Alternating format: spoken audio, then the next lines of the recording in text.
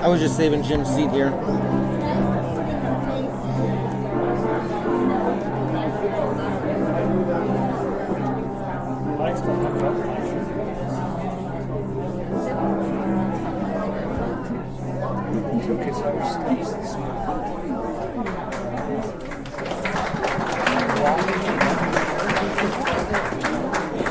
Thank you, Linda. Good morning.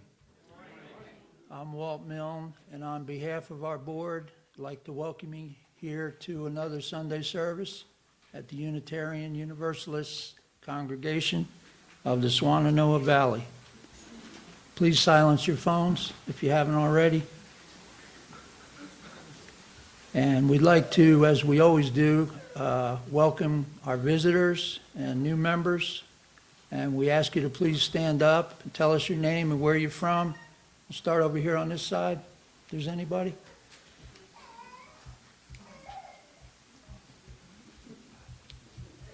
Okay. How about this side?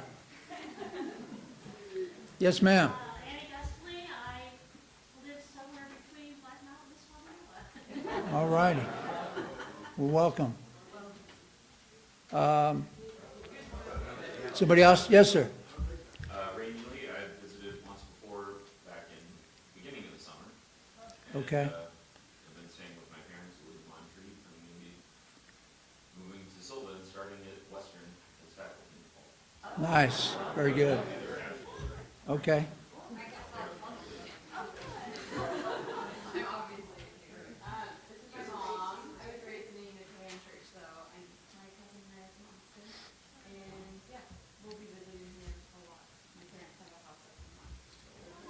Very cool.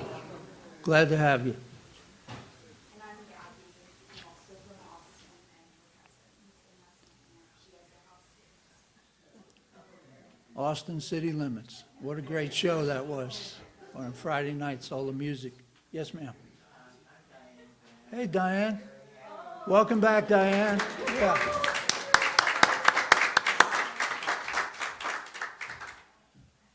There's a little table out in the portico. When you leave, it has some lost and found items on it.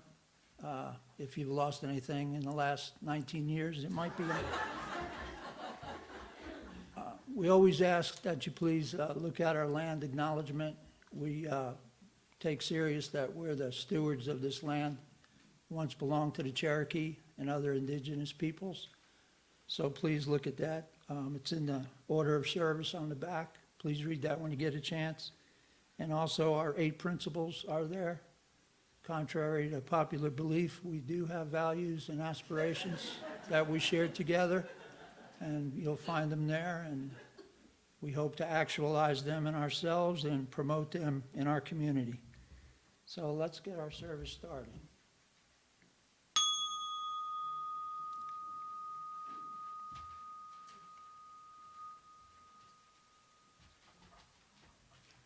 Try not to drop it this time. All right, thank you.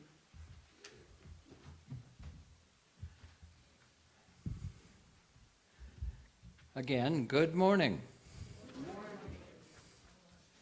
I'm Andy Reed, and I am the service associate for today. Happy birthday, Andy. Thank you.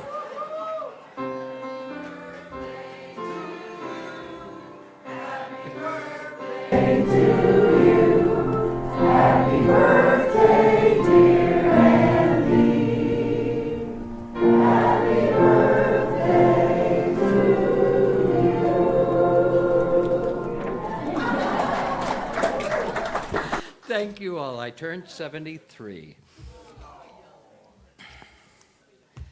The opening words this morning are from Eustace Hayden, who was a humanist celebrator in Chicago at the Ethical Humanist Society there.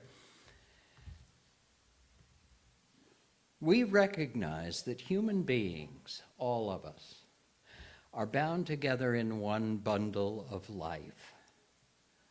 All those who have learned the art of meeting their fellows with characteristic responses of kindness, unselfishness, patience, courage, frankness and honesty, know the real joys of life. The prophets of the ancient religions were right when they identified the good with love, sympathy, loyalty, justice, brotherhood, peace, generosity, and self-sacrifice for others. These words, when woven into our behavior, fulfill themselves in happy, productive, caring human relations. Think of the experiences that add lilt to living. Most precious among them will be the moments when lives intermingle, the clinging of hands of little children, the devotion of mothers, the dreams of lovers, and the loyalty of friends. As Rochelle lights the chalice, we remind ourselves that we belong together in the great task of making the human ideal actual on earth. We have only each other. Thank you for being here this morning. Please join us now in the opening hymn, which is number 116, I'm on my way. Linda will introduce it. Stand as you're willing and able. This is an African American call and response song. And the first verse, I'll sing the call and you'll just echo it right away. Then you can sing either one, call or the response.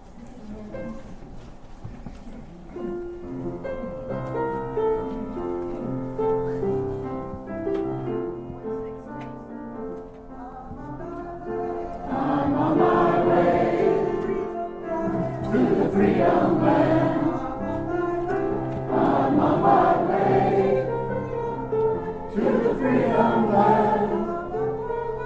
I'm on my way. I'm on my way. I asked my sister, come and go with me. Sister,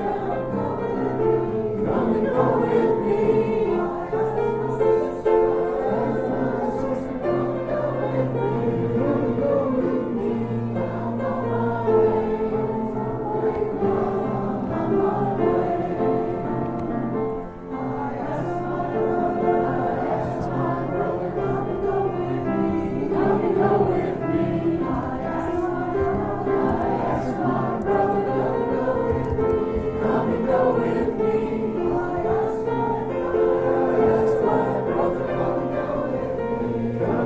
with me.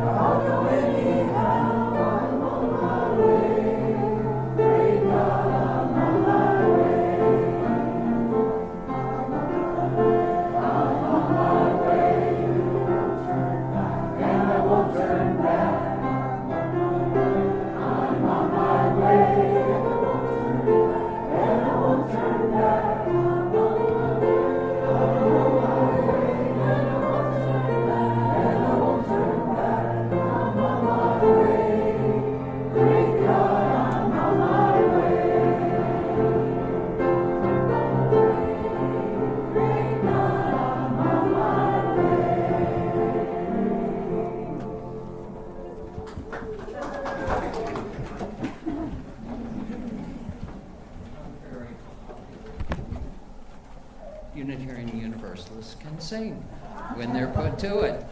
Thank you.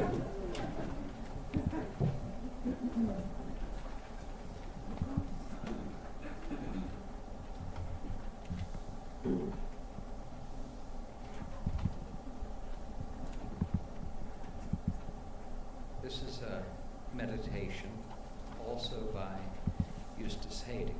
Keeling. On moonlit nights, in the renewal of life in the springtime, before the glory of a sunset, in moments of swift insight, people feel the community of their own physical being with the body of Mother Earth. Rooted in millions of years of planetary history, the Earthling has a secure feeling of being at home and a consciousness of pride and dignity as a bearer of the heritage of ages. To guarantee the joy of living to everyone as inheritors of our common ancestry, of our commonality as members of our precious life on this earth,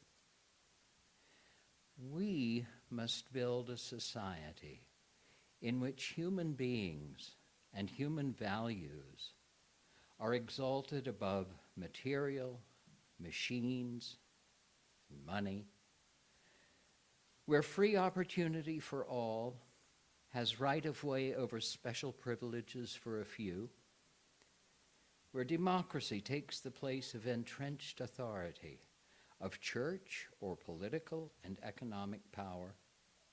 We must build a society that is an invitation to joy in living.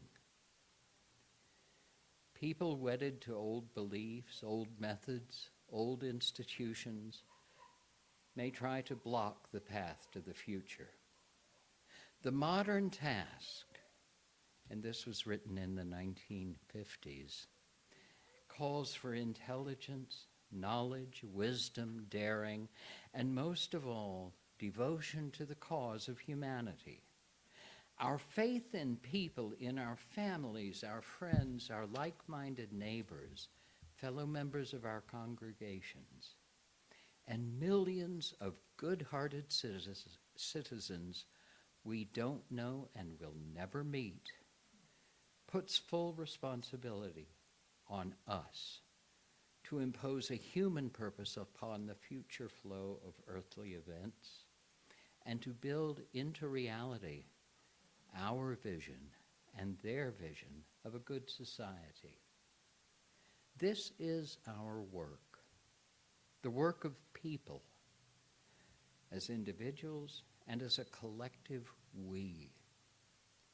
Experience of the ages confirms that if the social order that people hope to enjoy is to be brought into being, it must be built by people, with people, for each other. For the tough-minded, there's a thrill in the thought that a person must be the creator and master of personal destiny. In light of the past failure and even current circumstances, this may seem to be a daring adventure, but we cannot be a mere spectator of the cosmic drama, nor be lulled to sleep in the arms of some absolute. Instead, we must go about confronting what we deem wrong, misguided, distorted, inhuman, yes, even evil. We must ourselves confront, challenge, and change those brute maladjustments, and always with a smiling, warm confidence in individuals and the deepest faith in our own profound and determined human powers. Now, while our hearts and minds are one, let's join together in a moment of silent thought and meditation.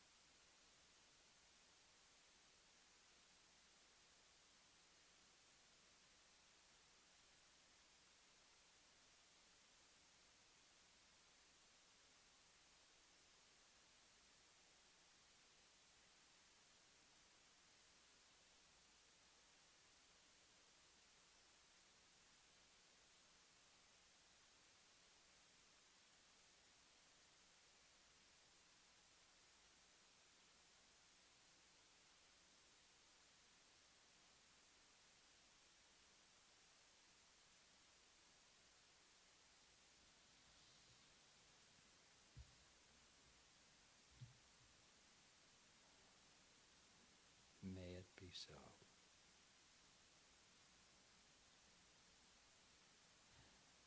This is the moment in our congregation and many other UU congregations when we light a candle in silence of joy, sorrow, celebration, or concern. So please come forward. The candles are lit, the stones are ready. We await your sharing.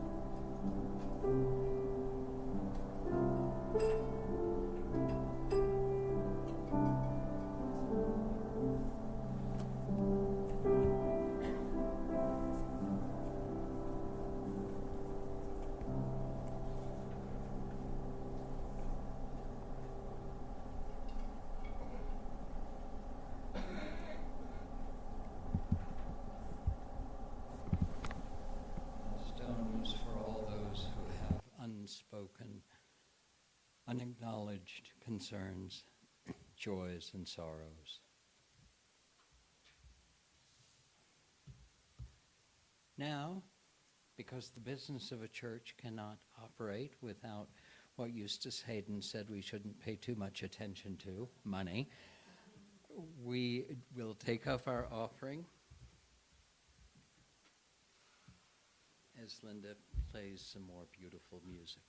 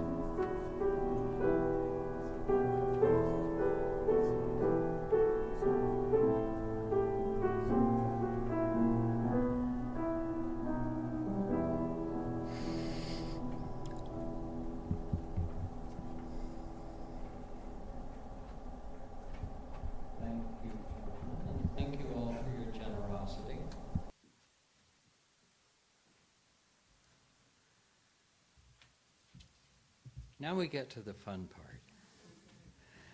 I've known Maceo Keeling for probably a dozen or 15 years. He's one of those people who his mind never stops, and it's going in that direction, and then he finds a new direction, and then he finds another one, always towards the same end, to create positive approaches to living, especially for younger people who need direction in their lives. And he invites everyone, people he knows, people he doesn't know, strangers who read what he writes. I edited his work for 10 years in the Urban News. He invites everyone to join with him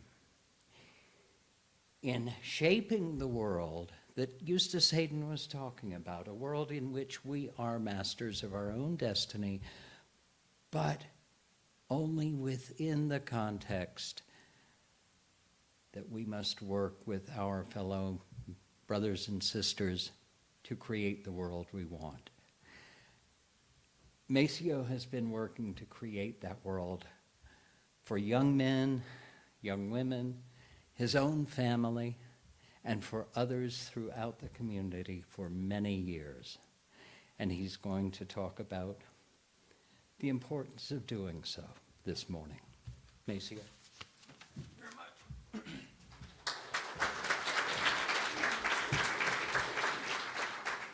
I just need 1 second to start the timer, because I come from a Christian home and Baptist church that usually takes all day just to get through the introduction, so bear with me.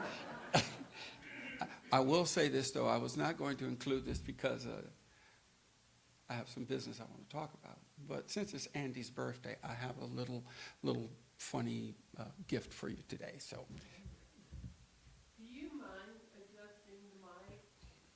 Further or closer? To you so that I'm having trouble hearing you. Okay. I can speak up more loudly. How about that? All right.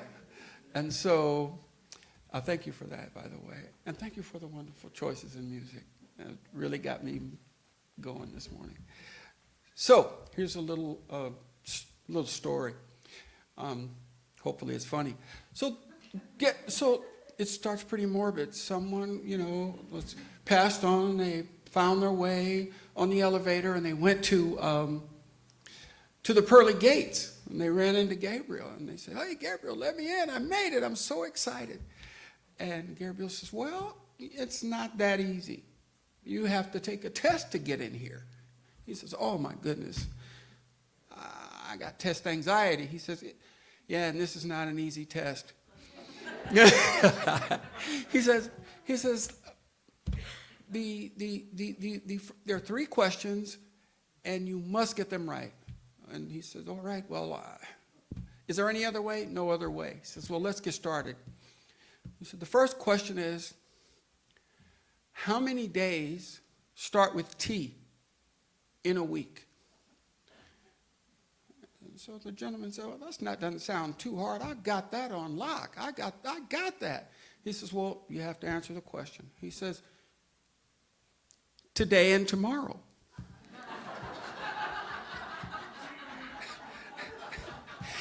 It was a brother from my neighborhood.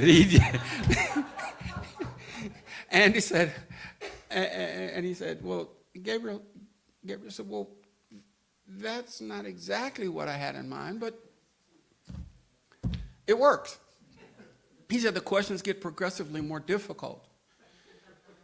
He says, "All right, I'm ready." He says, "How many seconds are in a year?"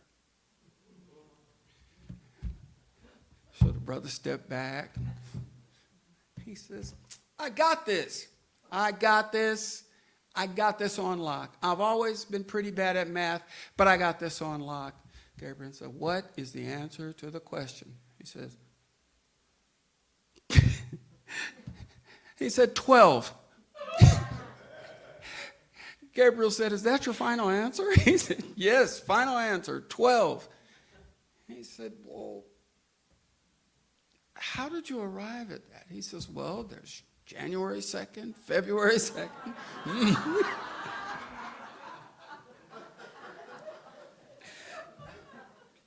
He says, fine. I want to see you get in, but this question is nearly impossible.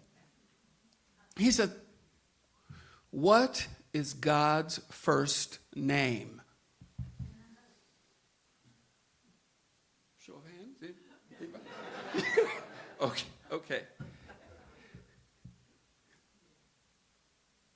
Brother said, you know, I'm so grateful to my mom for sending me to church all those times, because I got this on lock. He said, well, what's God's first name? He says, Andy.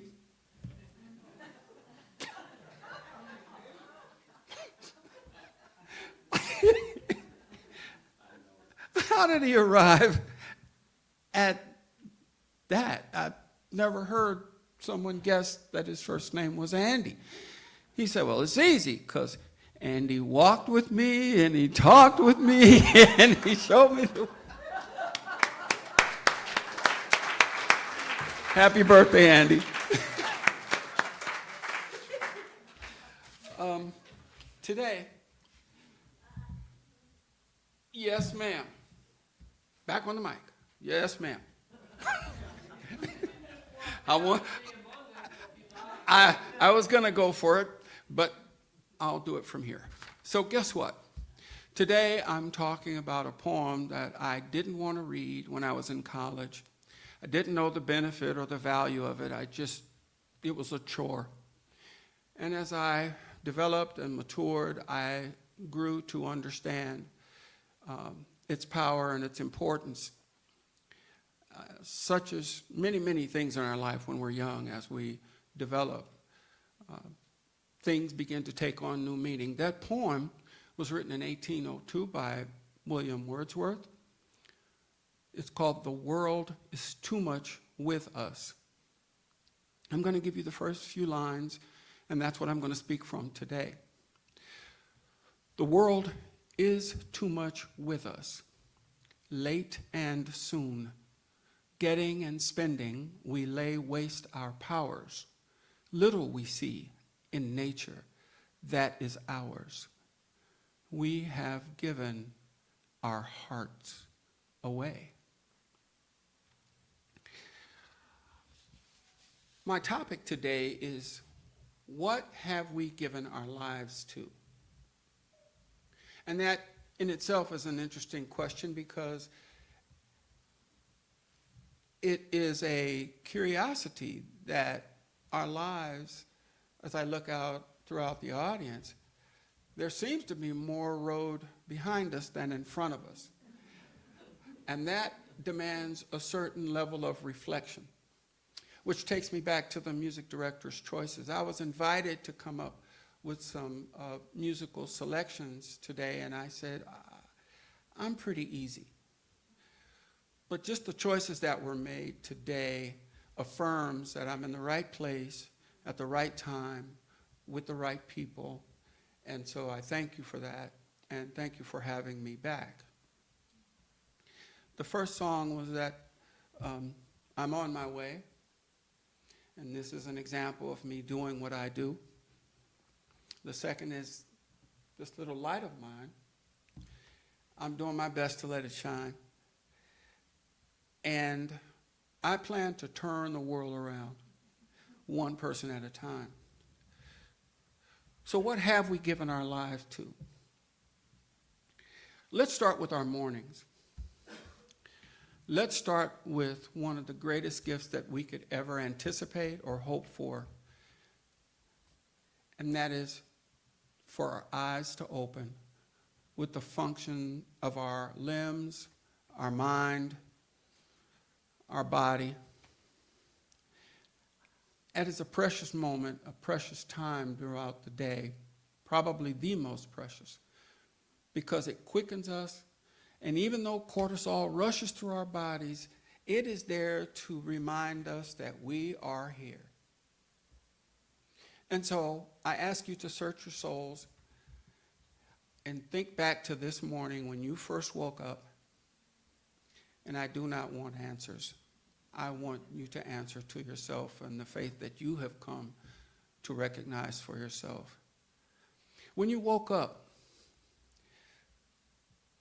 did you lift your heart and your mind in gratitude? Were you grateful for the functionality of your fingers and your wrists? Your eyes opened up? Were your first thoughts of thanks and rejoicing and joy? Or did you, like so many of us, me included, before I was awakened, did I roll over and reach for this? To see what was going on in social media, to see what our politicians had done the night before, to see what was breaking news, to see if we got that text we had been waiting for. Did we check our emails? Did we welcome the world into that precious moment when we could be thankful and grateful for the opportunity to be here today? You know, many people have stood in a place hoping to get to today, and they're not here. They're probably answering questions up at the pearly gates. But we are here. We are here. So the message is going to lean into what we give our lives away. When we pick up this telephone, and there's nothing wrong with it in and of itself, but if we wake with the single-minded focus of gratitude and preparing ourselves for the day, understanding that the day will not be perfect, it's a training time.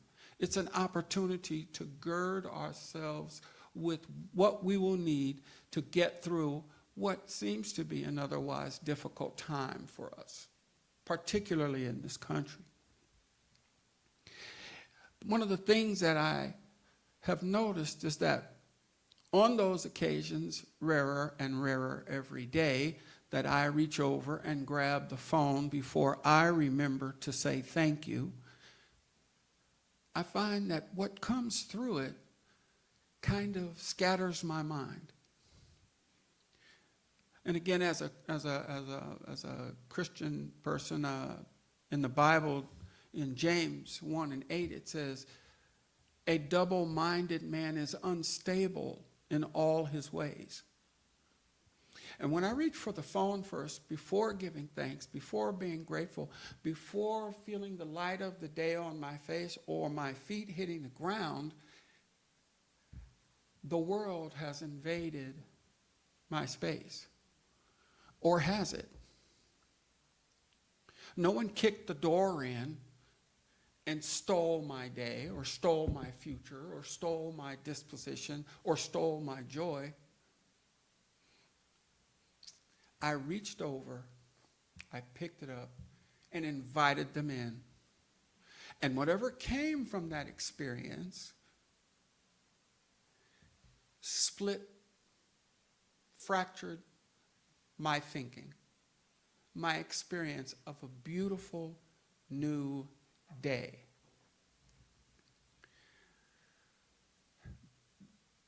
That fracture creates instability. What if you received a text from someone who somehow you had offended the day before and they blessed you out on the text?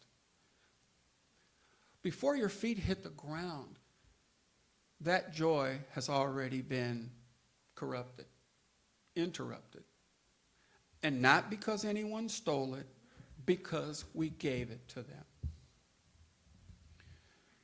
The next line of the poem, when it says, getting and spending, we lay waste our powers. You know, the things that we want seem to come creeping into our lives very slowly.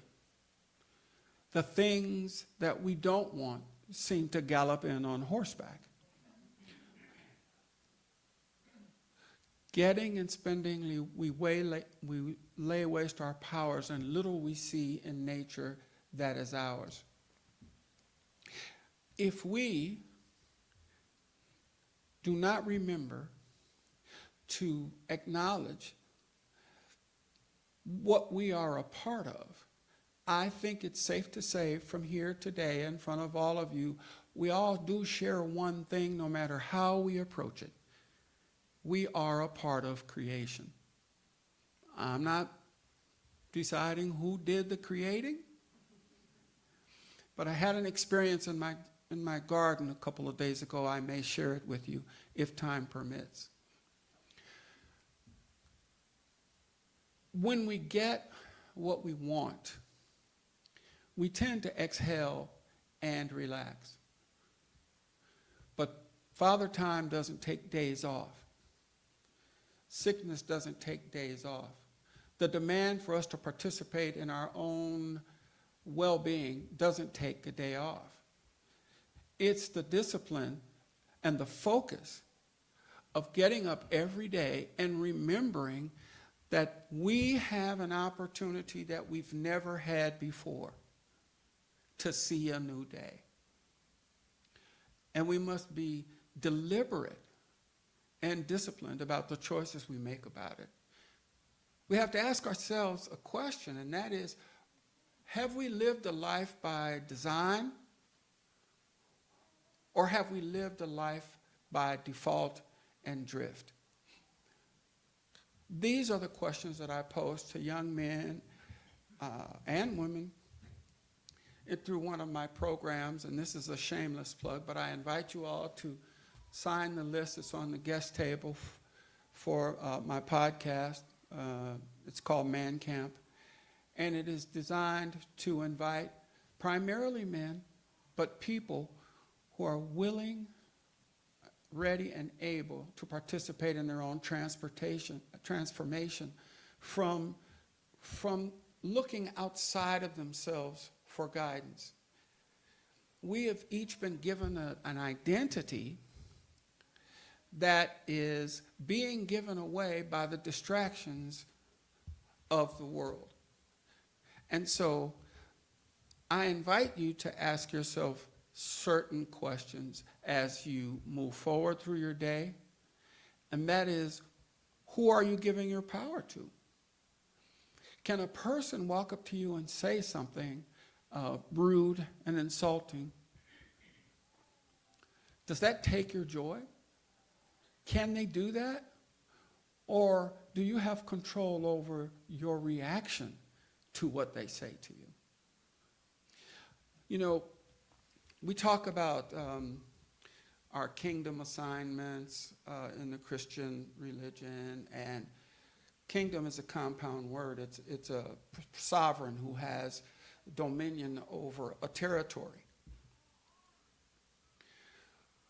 And I share that because my question to you is, what territory do you command?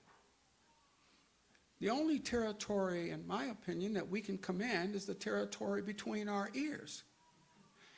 And no one can. My mother used to tell us, I have six sisters, okay? And she used to tell us all, develop your mind because nobody can take from you what's in there. Well, if someone were to say something mean to me, I have a choice. I can react, or I can choose to let it roll off me like water off of a duck's back. I have control over that. You have control over that. Each one of us has an opportunity to choose the experience that we want to have. So I ask you, who and what will you choose today? Will you choose the phone? Or will you choose peace? Will you choose a life by design or a life by default? Will you choose to practice and pray or become paralyzed? You see, the thing about anxiety is it causes paralysis. That anxiety tends to come from extrinsic factors. Gas prices, politicians, noise. It's important to be able to distinguish the difference between noise and signal. Noise are those things that pull you in every other direction, urgencies, bills, kids, grandkids. We love them. We love them. But we cannot pour from ourselves if we are empty. And so, as I move down to the next line of the poem, we've lost touch with nature. Nature throughout history and in poetic, romantic literature, it's been a symbol of creation. It's been a symbol of something greater than us. So when we talk about losing touch with nature, it's the same thing that happened at the turn of the century when the industrial age started. We're on the brink of a new age. Some of us are encouraged by artificial intelligence. Some of us are intimidated by artificial intelligence. I'm still trying to work on my real intelligence. I got a little confused a couple of elections ago when one of the campaign managers for the then president said that there were alternative facts. I knew something was going on when there were alternative facts, and now we have artificial intelligence. I think it's important to recognize that intelligence, true intelligence, is on your firmware. It's on your hardware. It's between your ears. Old people, not us,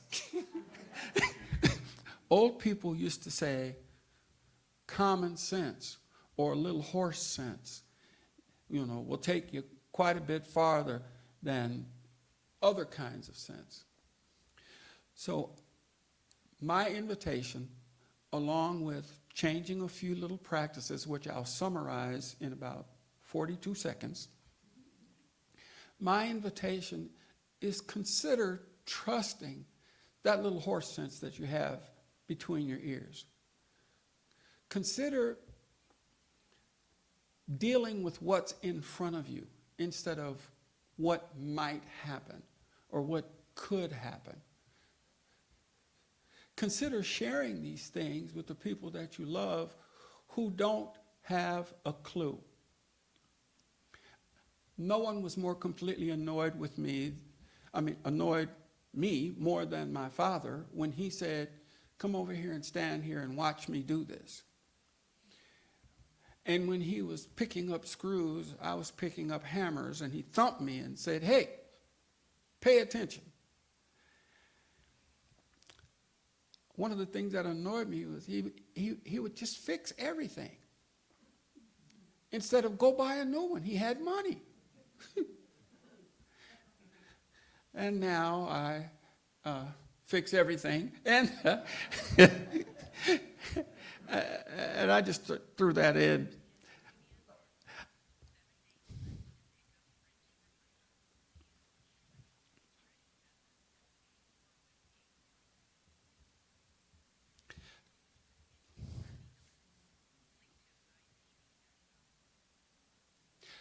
I want to share with you what just happened. Technology interrupted me. I have hearing aids on. They're Bluetooth. And a text came through and hit me right on the head.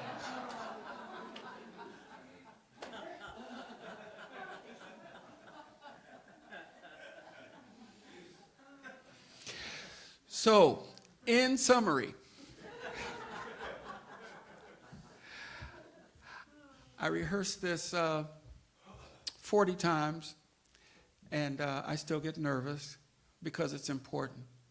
So I'm going to make an effort to really summarize what this conversation with you is really all about today.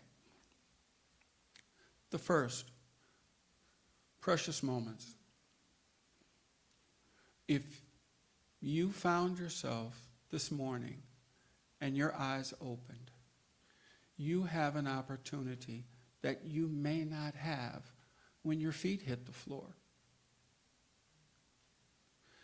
Give thanks to whatever you have come to know and come to understand that you are a part of, that gave you the privilege to wake up this morning with the functionality of your hands, your feet, your mind, your heart. You were given the function of your hands to do good work. You were given the function of your heart to love as best you can. You were given the function of your mind to think, to create, to prepare, and to make a difference. And you were given the function of your feet and legs so that you can walk right, and the function of your lips so that you can talk right. Be grateful for that. Number two, realize that that time is so precious and so special, it only takes a moment or two. You have the rest of the day to fight off the 1,000 natural shocks that flesh is heir to. But prepare for that. Because in that brief moment of preparation, that gives you distance between an offense and your reaction. And sometimes just that momentary pause that gives you the opportunity to think through the scenario can avert a lifetime of chaos, trauma, and pain. Third thing, pain. We all are going to experience it in our lives. We are going to experience disappointment. But the territory between your ears, where you reign, you get to choose whether that pain does a momentary damage because it hurts, or whether you choose to embrace it, claim it, and turn a simple hurt into suffering. We have family members and friends who have somehow inadvertently or intentionally harmed us. And we have a choice. Do we trade that entire relationship for a momentary infraction and turn pain into suffering? Or do we toss the olive branch and say, hey, look, let me talk to you about it? That difficult conversation, more often than not, is the gateway to peace.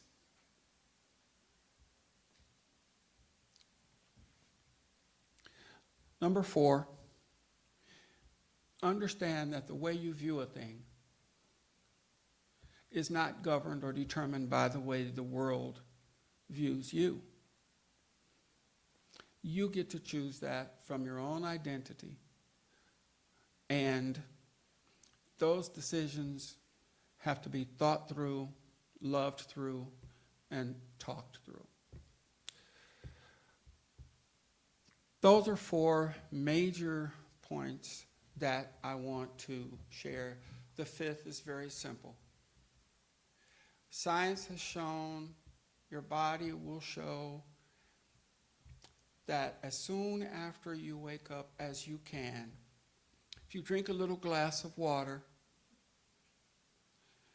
and of course put on some clothes, and walk outside, feel the sun on your face. Okay? The sun gives you certain vitamins. It also helps to work your sleep rhythms, your circadian rhythms. But more than that, I think getting out into the sun for 15 or 20 minutes and taking a little walk, I think most of us have the time and opportunity to do that as I look around the room. it certainly changes the direction of your day. If it's only 10 minutes, leave your phone, put on your shoes, take a 10-minute walk, and you won't have text messages ringing in your hearing aids because you didn't bring the phone with you. With that, I'm going to say, can I see a show of hands if that's enough said? Huh? Oh, thank you. Okay, and it's consistent with the story. I was talking about,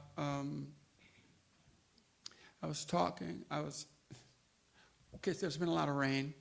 I have a pretty beautiful garden. Some of you have been to my home for my annual charity event. But there was a tree that I planted. And that tree died spontaneously. And I was like, oh, wow, that's pretty bad. And then another one of the same type across the driveway died spontaneously. Same kind of tree. And I said, wow, this is pretty bad. But I was disappointed, not sad. And there was another tree that I had planted and loved on and nurtured, and it's a nice tree. And I didn't like where it was placed because for my charity event, it blocked the view. I had to shift the entire event.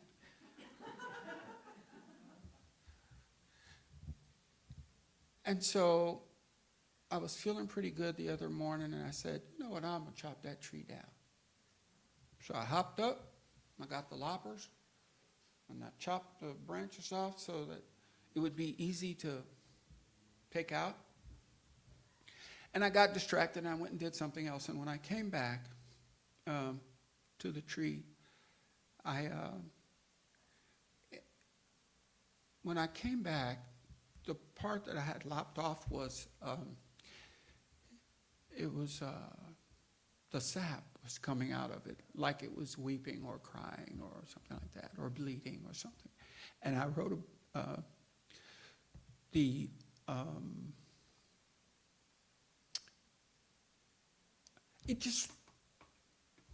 it hit me, you know. I didn't know what exactly to think of it because I felt something that I had not felt before. And it was remorse because it was a physical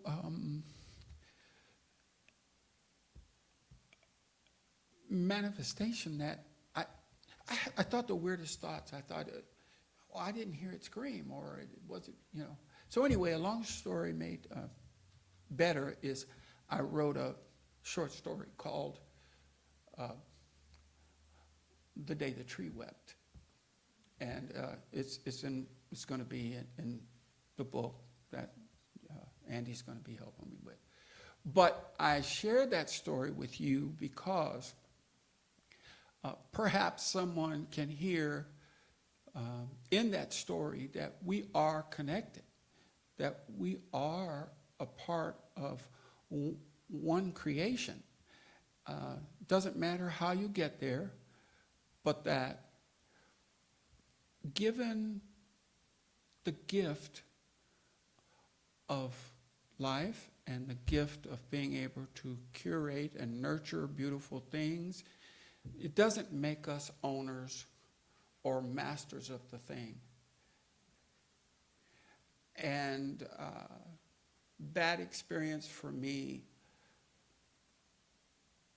really crystallized my understanding of the importance of stewardship. We have been given eyes, ears, minds, body, hands to work with, to be stewards, not only of our bodies and our homes and our children, but stewards of the world, stewards of the planet. And I am guilty when I say, oh, there's a tree hugger. I moved to Asheville. Well, guess what? Tree huggers unite.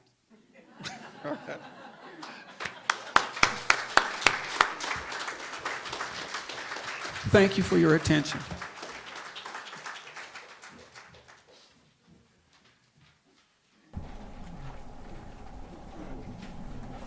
Our closing hymn will be 118, It's the Lifeline.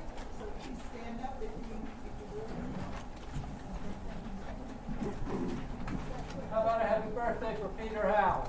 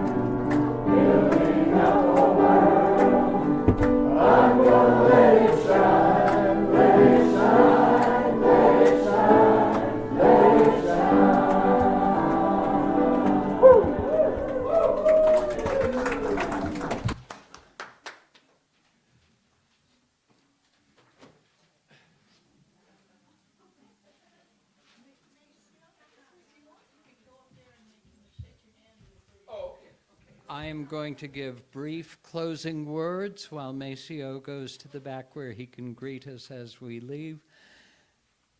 The message today of joining together with the earth, with our brothers and sisters, and creating a new world that will be something we are stewards of and that we leave to future generations better than it is now, is on us. So let's go do it. May it be so.